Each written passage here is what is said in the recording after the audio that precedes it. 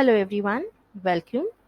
In the previous video, we had seen that how do we open Google Docs. Now let's explore some specific features that Google Documents provide us. Let us begin with the first tab, the File tab, and the very first option we have is the Share option. Also, if we want to share the particular document, it can be done by clicking on the top right button here, Share, the one which is written in white color in blue background. Already, if I place the cursor here, we have a message that it is private only to me. But in case I want to share this document, for instance, if it is a research paper in which I want to invite some expert comments or in which I want to invite some person to make some editing in the document, it can very easily be done. So we can click on share, and after we click on share, a certain dialog box appears in which we can invite a person with whom we want to share by simply putting in the email ID. For example, the ID I put here is this. Now, the moment we enter the ID, we have the different options that what do we want the respective person to do with the document. By default, Google Docs makes the person as the editor, or we want to change, we can do that. We want to make the person as a viewer. That means the person with whom we are sharing the Google Doc, he or she will only be able to view and will not be able to make any change in it. Or we can also make a setting in which we want the person with whom we are sharing the document might be able to comment on the document, or we can allow the second person to make any kind of editings in the document. So the person with whom we are sharing a message, this document, we can also add some message for him or her and simply click on send option. Now this was the case when we want to share a document with one specific person. The moment we had invited some person.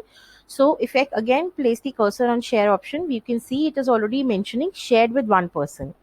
Now let us see that how can we share it with not just one person, but when we need to share it with multiple people, either we need to have email IDs of everyone. But if we do not have email IDs of everyone, what we can do? Here at the bottom, if you can see, we have the option of get link, and on the right hand side we have the option of copy link.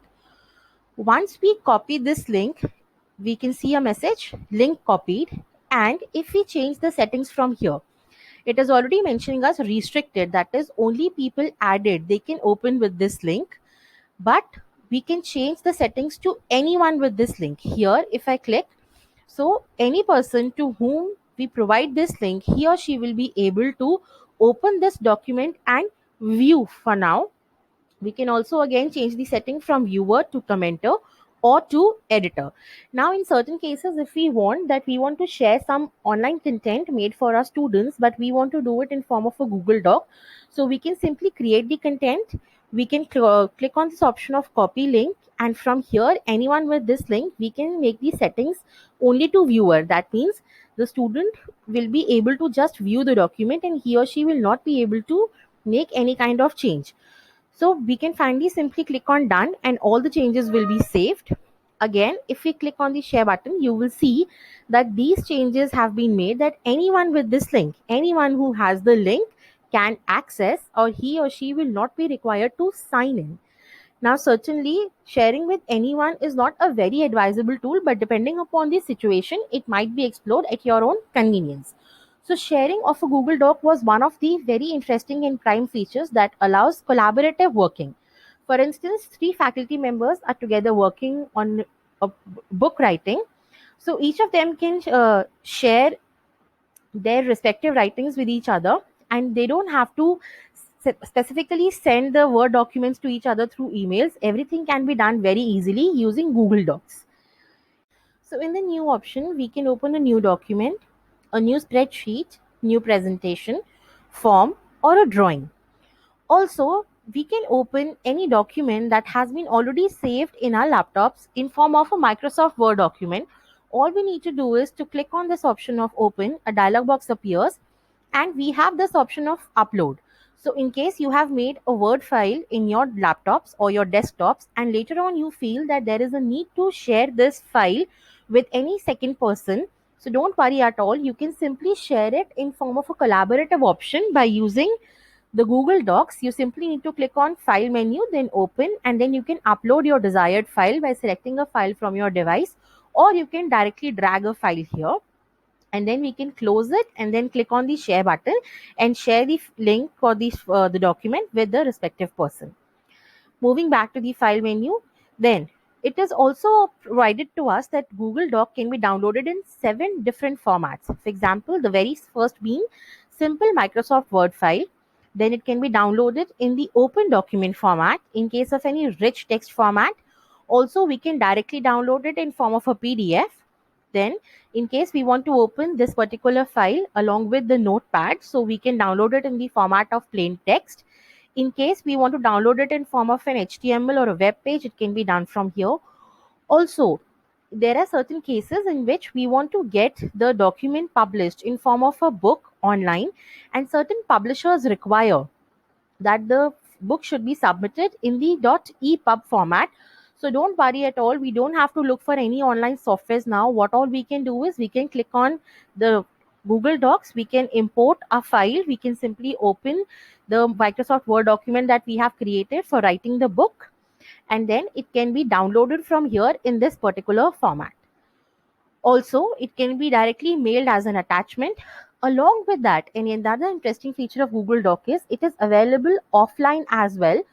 All we need to do is add a Chrome extension button. Now, if we click on make available offline, it will ask us that to make this document available offline, install the Docs offline Chrome extension to the browser.